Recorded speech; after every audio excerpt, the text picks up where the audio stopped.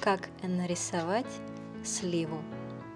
Изображение сливы также связано с азиатским Новым годом, потому как именно в момент цветения этого цветка на дереве сливы энергия инь, то есть энергия зимы, достигает своего пика и затем начинает сходить на нет и переходить на весну.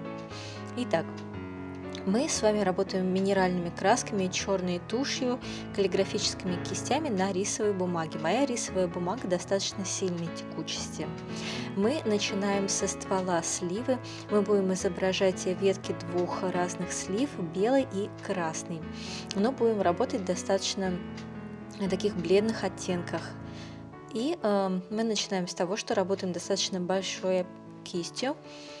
Она средней жесткости.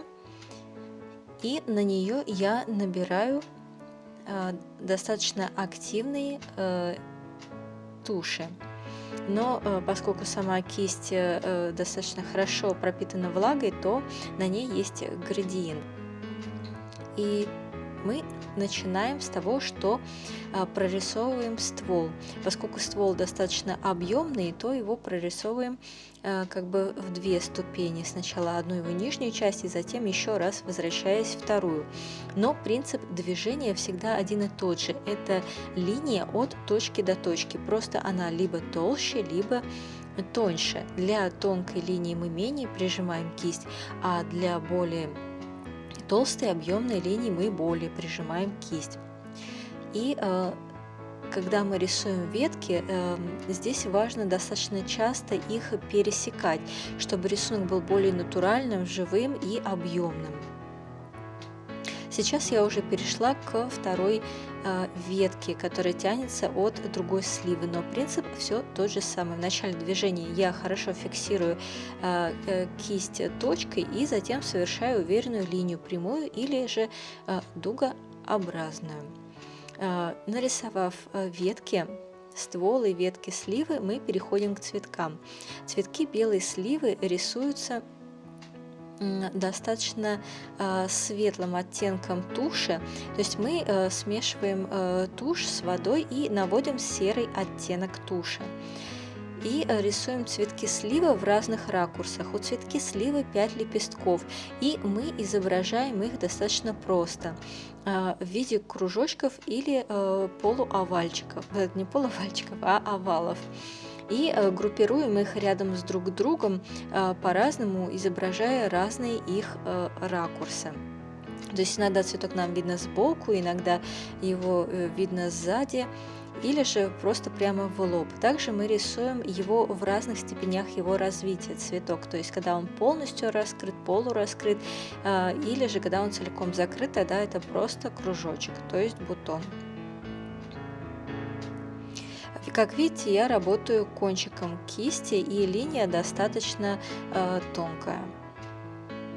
Когда мы рисуем цветки контуром для красной сливы, которую мы будем достаточно красный бледный цвет использовать, то я уже работаю по тому же самому принципу, но темным, точнее насыщенным, концентрированным черным оттенком туши, но по тому же самому принципу.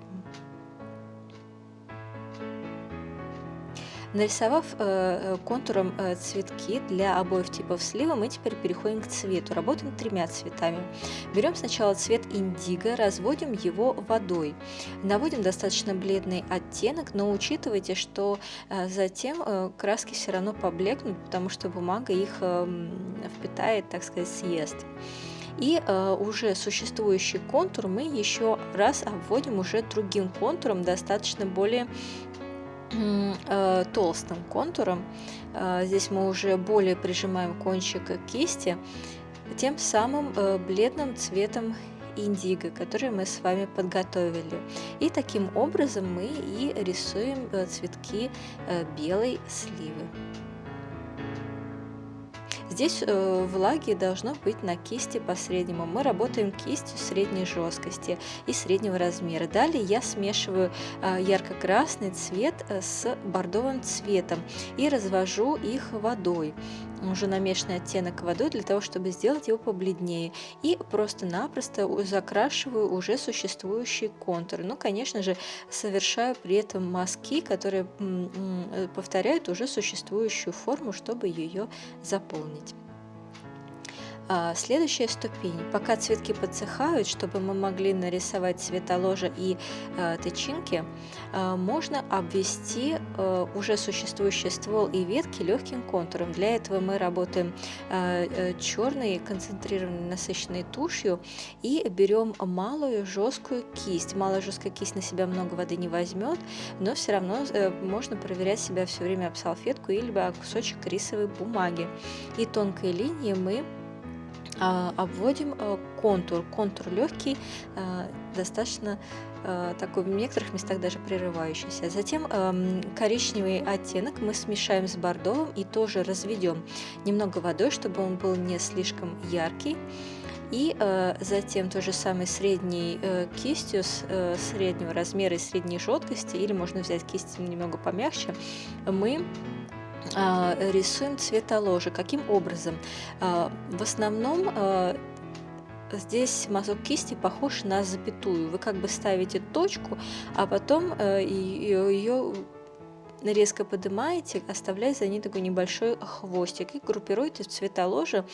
И в зависимости от того, в каком ракурсе у вас бутон или цветок, так, собственно говоря, и располагаете эти мазки. Ну, в общем, мазок называется, в принципе, точкой, но больше похож, по-моему, для нас по восприятию на запятую. Теперь, когда уже подсох на белых цветах контур и на красных краска, мы берем малую жесткую кисть и черной активной тушью начинаем рисовать тычинки. Для этого мы делаем достаточно много разной длины тонких линий. Там в цветках, где видно серединку, можно даже сделать небольшой овал и от него уже затем выводить эти линии. Линии, я напоминаю, начинаются у нас с точки. Мы фиксируем кисть и затем делаем уверенную линию. И на концах этих самых линий мы с вами ставим точки. А здесь уже можно немножко побольше влаги взять на кисть, чтобы точка сама красиво немного расплывалась. В зависимости от ракурса вы располагаете и тычинки. Где-то тычинок может быть вообще в некоторых ракурсах и не видно, особенно когда цветок у нас, мы видим его сзади. По тому же самому принципу, точнее совершенно абсолютно точно так же, мы рисуем тычинки и на красных цветках.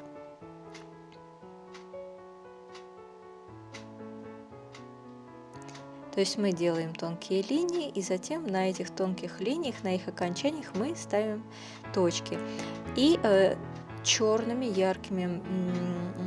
яркой тушью мы то же самое делаем и с красными цветками, как поступали с белыми, мы оформляем цветки и бутоны в цветоложи по тому же самому принципу, теми же самыми мазками, только чернила у нас черные, яркие, насыщенные, точнее тушь. И теперь можно проработать ствол и ветки, придав им больше текстуры и фактуры. Для этого мы берем на кисть активные черные туши, подсушиваем эту кисть, и вот этой сухой кистью мы поскрябываем по стволу и веткам. Можно совершать мазки как по вертикали, так и по горизонтали, более или менее прижимая кисть в зависимости от необходимой ширины толщины мазка. И последнее, что нам нужно сделать, это расставить точки на ветках и стволе, которые будут обозначать почки, которые образовываются на коре. Мы работаем активной черной тушью, влаги на кисти у нас по среднему, чтобы точки хорошо сами расплывались, и ставим их делаем их разного размера, располагаем весьма рандомно, но там, где это будет хорошо актуально смотреться.